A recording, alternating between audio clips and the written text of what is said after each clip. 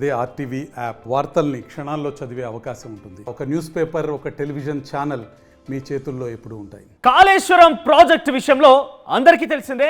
ఏకంగా ప్రపంచ ప్రఖ్యాతిగాంచిన ప్రాజెక్ట్ అనే విషయంలో గత ప్రభుత్వాలు పరిచయాలు చేసుకున్నాయి, గత ప్రభుత్వాలు ప్రచారం కూడా చేసుకున్నాయి. అయితే ఈ అత్యున్నతమైనటువంటి ప్రపంచ ప్రఖ్యాతిగాంచినటువంటి ఈ ప్రాజెక్ట్ అని చెప్పినటువంటి గత ప్రభుత్వము ఈసారి ఈ ప్రభుత్వం ఏర్పాటునంత ఇరకాటంలో పడబోతోంది. ఎందుకనంటే ఆ ప్రపంచ ప్రఖ్యాతిగాంచిన ప్రాజెక్ట్ అని చెప్పినటువంటి మాటలు కానివ్వండి, మానస పుత్రిక అని చెప్పిన మాటలు కానివ్వండి, 1,00,000 కోట్లు ఖర్చు పెట్టి 1,00,00,000 ఎకరాల మాగాణిని మేము తయారు చేయబోతున్నాం తెలంగాణ చెప్పిన మాటలు కానివ్వండి, అవన్నీ కూడా అక్టోబర్ 2023 రోజున మొత్తం కూడా నీటి మూటలన్నట్టుగా కనబడింది.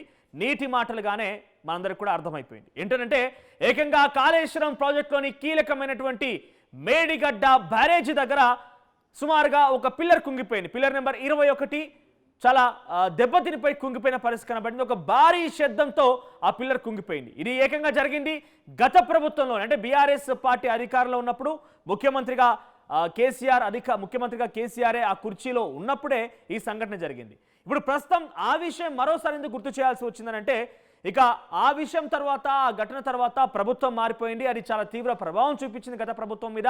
ప్రజలు కూడా కాళేశ్వరం ప్రాజెక్ట్ అంటే ఎన్నో మాటలు చెప్పినటువంటి బీఆర్ఎస్ పార్టీ ఆఖరికి వస్తే మీ పనితీరు ఇదన్నట్టుగా చీదరించుకున్నట్టుగానే ఆ ఓట్ల పరిస్థితి చూస్తే అర్థమైపోయింది. సీట్లు కూడా ఖాళీ అయిపోయాయి, ప్రభుత్వం కోల్పోయింది. ఆఖరికి వస్తే కాంగ్రెస్ పార్టీ ప్రభుత్వం అధికారంలోకి వచ్చింది. కాంగ్రెస్ పార్టీ ఈరోజు పీఠం ఎక్కింది. ఇప్పుడు ప్రస్తుతం ఆ కమిషన్ ఒకటి ఏర్పాటు చేశారు. కాళేశ్వరం ప్రాజెక్టు కుంగుబాటుకు సంబంధించిన అంశం విషయంలో కానివ్వండి, కాళేశ్వరం ప్రాజెక్టులో ఓ స్కామ్ జరిగింది, కుంగుబాటు గల కారణాలేంటి, సాంకేతికంగా ఇంకేమేమి లోపాలు ఉన్నాయి, కాంట్రాక్ట్ సంస్థల దగ్గర అధికారులు ఏ రకంగా లంచగొండులుగా మారిపోయారు, గత ప్రభుత్వం కొన్ని 1,00,000 కోట్ల రూపాయలు దీని మీద అర్జించిందని చెప్పి అనేక ఆరోపణలు గతంలోనే కాంగ్రెస్ పార్టీ చేస్తే ఇప్పుడు అధికారంలోకి వచ్చిన తర్వాత ఊరుకుంటుందా? ఏకంగా ఒక కమిషన్ ఏర్పాటు చేసింది. సో గతంలో అంటే ఒక ప్రభుత్వం ఏర్పడిన తొలినాళ్లలోనే కాగ్ రిపోర్ట్ కూడా వచ్చింది. కాగ్ రిపోర్ట్లో కూడా కాళేశ్వరం ప్రాజెక్టు విషయంలో అనేక అంశాలు వెలుగు చూశాయి. కాళేశ్వరం ప్రాజెక్ట్ అనేది తిరిగి రెవెన్యూ వస్తుందని చెప్పి అనేక రకాలుగా అనేక సంస్థల నుంచి అప్పులు తీసుకొచ్చిందనే విషయం కూడా చూసాం. సో ఇప్పుడు మనం చూస్తే కనుక కాళేశ్వరం ప్రాజెక్టు పైన కమిషన్, పీసీ ఘోష్ కమిషన్, ఒక రిటైర్డ్ జస్టిస్తోని ఒక కమిషన్ ఏర్పాటు చేసి కాంగ్రెస్ పార్టీ ప్రభుత్వం పూర్తి స్థాయి విచారణ చేపడుతోంది. సుమారుగా ఈ కమిషన్ ఏర్పాటు అయి కూడా 6 నెలలకు పైగా కావస్తోంది, సుమారుగా 5-6 నెలలు కావస్తోంది. అయితే పీసీ ఘోష్ కమిషన్ ఏదైతే ఉందో సుమారుగా ఒక్కొక్క అధికారిని కాంట్రాక్ట్ సంస్థలకు కూడా నోటీసులు జారీ చేసి 2 దఫాలుగా, అంటే ఒక్క అధికారిని విచారించేసిన తర్వాత మరోసారి అధికారిని, అంటే ఒక్కొక్క అధికారిని సుమారుగా 2-3 సార్లు విచారణ జరిపింది. అన్ని రకాలుగా ఆధారాలు సమకూర్చుకుంది. ఇక నెక్స్ట్ టార్గెట్ కేసీఆర్ కాబోతున్నారు. ఏ రకంగా ఏంటనేది మీకు కూలంకషంగా ఎక్స్ప్లెయిన్ చేసే ప్రయత్నం చేస్తా. ఒకసారి పీసీఆర్. సో ఇక్కడ మీరు చూడొచ్చు కేసీఆర్ ఎట్లా టార్గెట్ కాబోతున్నారనే విషయాన్ని మీకు నేను చూపించే ప్రయత్నం చేస్తా. సో కేసీఆర్ని ఎట్లా టార్గెట్ చేస్తున్నారు? సో ఎటు చూసినా కూడా అన్ని వేళ్ళు కాళేశ్వరం ప్రాజెక్టు స్కామ్కు సంబంధించి, కాళేశ్వరం ప్రాజెక్టుల లోపాలకు సంబంధించి, ముఖ్యంగా సాంకేతిక లోపాలు కానివ్వండి, పిల్లర్ల కుంగుబాటు కానివ్వండి, డిజైనింగ్లో మార్పులు కానివ్వండి, డిపిఆర్లో చేంజెస్ కానివ్వండి, ఈ డైరెక్షన్స్, అంటే సుందిల్ల బ్యారేజ్ని ఒక 6 కిలోమీటర్లు ఎక్కువగా దాన్ని పెంచేసి, అంటే ఆల్రెడీ డిజైన్ అయినటువంటి చోట కాకుండా మరో చోట దాన్ని నిర్మించారనే ఆరోపణలు కానివ్వండి, ఇవన్నీ వేళ్ళు కూడా ఒకే వైపు చూపిస్తున్నాయి. అదంటే ఏంటంటే కేసీఆర్ అనే వ్యక్తి వైపే అన్ని వేలు చూపిస్తున్నాయి. ఇప్పుడు నేను చెప్పబోయేటువంటి ఈ వార్త రానున్న రోజుల్లో రాజకీయంగా తెలంగాణ రాష్ట్రంలోనే ప్రకంపనలు రేపించే ఒక వార్త, భూకంపం సృష్టించేటువంటి వార్తగా చెప్పొచ్చు. ఎందుకంటున్నా అంటే పీసీ ఘోష్ కమిషన్ చాలా సీరియస్గా ఉంది. ఎవరిని కూడా వదిలిపెట్టకుండా అందరినీ విచారిస్తోంది.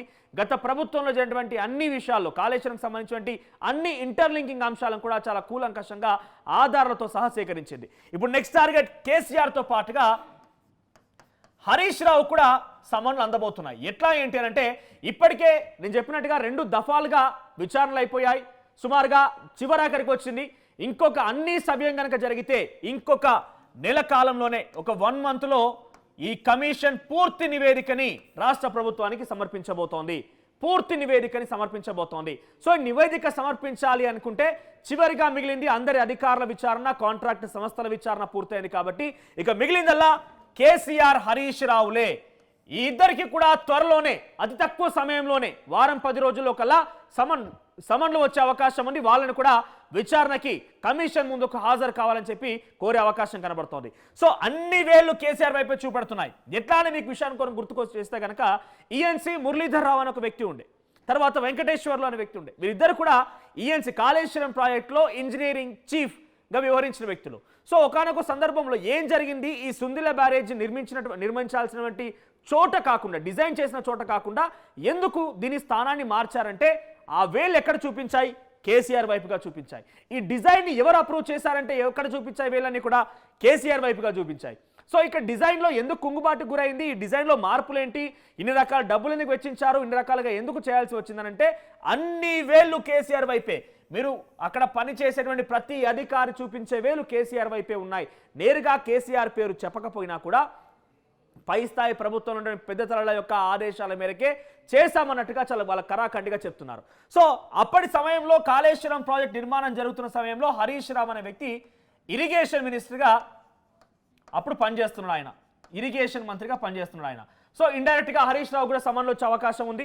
సో కేసీఆర్ హరీష్ రావుకి త్వరలో సమన్లు రాబోతున్నాయి. అయితే ఈ ప్రభుత్వం ఏర్పాటైనాక ఆల్రెడీ కేసీఆర్కి విద్యుత్ కమిషన్ అనేది ఒకటి ఏర్పాటైంది. నరసింహారెడ్డి నేతృత్వంలోని విద్యుత్ కమిషన్ ఏర్పాటు చేసి విద్యుత్ కొనుగోళ్ల విషయంలో కానివ్వండి, ఇంకేదైనా అవకతవకలు జరిగాయని ఒక అనుమానంతో వీళ్ళు ఆల్రెడీ సమన్లు జారీ చేశారు.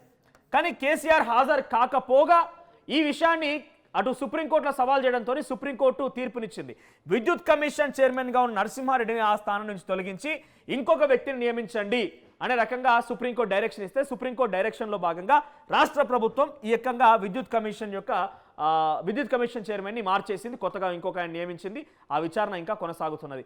ఇక కాళేశ్వరం ప్రాజెక్టుకు సంబంధించి పీసీ ఘోష్ కమిషన్ నడుస్తున్న నేపథ్యంలో చివరిగా ఇక మిగిలింది ఎవరయ్యా అంటే డైరెక్ట్గా కేసీఆర్ హరీష్ రావులే. త్వరలోనే సమన్లు రాబోతున్నాయి. సమన్లు జారీ అయిన తర్వాత కేసీఆర్ విచారణకు హాజరు అవుతారా, లేదంటే గతంలో మాదిరిగానే ఇంకేదైనా దీన్ని సవాల్ చేసే అవకాశం ఉందా? ఎందుకంటే ఇప్పటివరకు అయితే హరీష్ రావు గారి సమన్లు జారీ కాలేదు. ఒకవేళ పీసీ ఘోష్ కమిషన్ నుంచి కనుక ఆ కాళేశ్వరం ప్రాజెక్టుకు సంబంధించిన అంశంలో విచారించాలంటే కనుక మొదటిసారిగా ఈ ప్రభుత్వం ఏర్పాటైనాక హరీష్ రావుకి అయితే సమన్లు జారీ అవకాశం ఉంది. ఇక కేసీఆర్కి మాత్రం ఇది రెండో సమన్ ఈ ప్రభుత్వం ఏర్పాటైన తర్వాత. మరైనా ఏ రకంగా విచారణకు హాజరు కాబోతున్నారు, అన్ని వేళ్ళు ఆయన వైపు చూపిస్తుంటే ఆ విషయాలపైన ఆయన ఎటువంటి క్లారిటీ ఇవ్వబోతారో చూడాల్సిన అవసరం అయితే ఉంది. సో కేసీఆర్ హరీష్ రావులకి ఒక చుక్కి ఎదురవడం ఖాయంగా కనబడుతోంది. డెఫినెట్గా దీని నుంచి తప్పించుకునే అవకాశం అయితే లేదు అనే రకంగా రాష్ట్ర ప్రభుత్వ పెద్దలైతే పెద్ద ఎత్తున చర్చలు జరుపుతున్నారు. వారిలో ఒక చర్చ కూడా ప్రారంభమైంది. కేసీఆర్ని ఈ కాళేశ్వరం ప్రాజెక్టుకి సంబంధించి కమిషన్ విచారణకు పిలవడం, ఆయన్ను విచారించడం, ఎలాగైనా కూడా ఆయన కొంత లాక్ అంటే ఒక రకంగా దీనికి సంబంధించి నిజానిజాలను బయటపెట్టి కేసీఆర్ని కూడా అవసరమైతే రేపటి రోజున ఊచలు లెక్కబెట్టించేటువంటి పరిస్థితి కూడా తీసుకురావాలని ఒక లక్ష్యం, ఒక టార్గెట్తోని ప్రభుత్వం ముందుకు వెళ్తుంది. ఎందుకంటే కాళేశ్వరం ప్రాజెక్టు అనే అంశంతోనే కేసీఆర్ చాలా బాహాటంగా చెప్పుకున్నారు. ప్రపంచ కీర్తి కాడించిందని చెప్పి కాళేశ్వరం ప్రాజెక్టు గురించి చెప్పుకుంటే, కానీ ఆఖరికి వస్తే కాళేశ్వరం ప్రాజెక్టు రకం కుంగుబాటు గురైంది. దాని వెనుక మొత్తానికి కారణం టెక్నికల్గా అన్ని రకాలుగా కారణం అన్నిటి కూడా కేసీఆర్ అని చెప్పిన నేపథ్యంలో కేసీఆర్ని లాక్ చేద్దామనే ఒక ఉద్దేశంతో కేసీఆర్ ఏ రకంగా కూడా దీనికి విచారణకు పిలవాలి, ఆయన నుంచి అన్ని నిజాలు రాబట్టాలి, ఆయనకు నిజాలు తేల్చిన తర్వాత అవసరమైతే ఊచలు కూడా లెక్కబెట్టించాలని ఒక లక్ష్యంతో కాంగ్రెస్ పార్టీ ప్రభుత్వం ఉన్నట్టుగా పెద్ద ఎత్తున ప్రచారం జోరందుకుంది. ఇప్పటికే రాజకీయం ఏ రకంగా వేడెక్కుతుందో చూస్తున్నాం.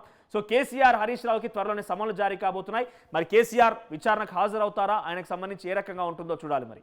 మరిన్ని వీడియోస్ కోసం ఛానల్ సబ్స్క్రైబ్ చేయండి. లేటెస్ట్ అప్డేట్స్ కోసం వాట్సాప్ ఛానల్ ఫాలో అవ్వండి. అండ్ లింక్ డిస్క్రిప్షన్ లో ఉంది.